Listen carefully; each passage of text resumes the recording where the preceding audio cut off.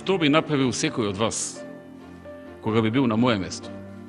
Сега слики, нарачал 100 слики, слични како овие у музеот што се за во археолошкиот музеј. Има некои работи кои ниту еден одговорен човек и политичар во светот не може и не смее да ги игнорира и да ги остава настрана. На секоја од тие седмици доаѓаат креативни идеи што да се прави. Патеки околу ова, патеки околу она, аквапаркови, не знам што правиме, мислам. Таква работа е интересот на државата.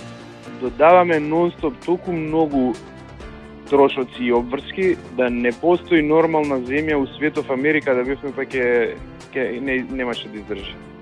Овој глас на совеста оксидира под силното влијание на временските непогоди.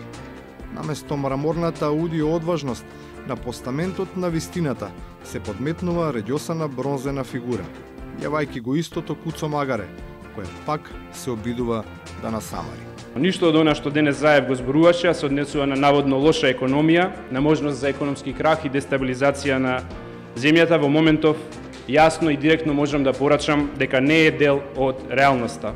Ние сме лудаци и ова што го правиме е ненормално. Значи тоа треба да го разбереме дека е ненормално.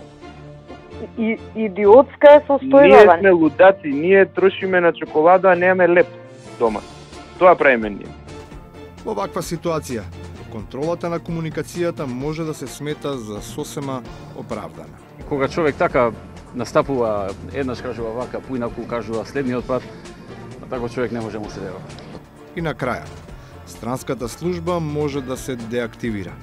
Каменот сепак паѓа од блиску. Каменот.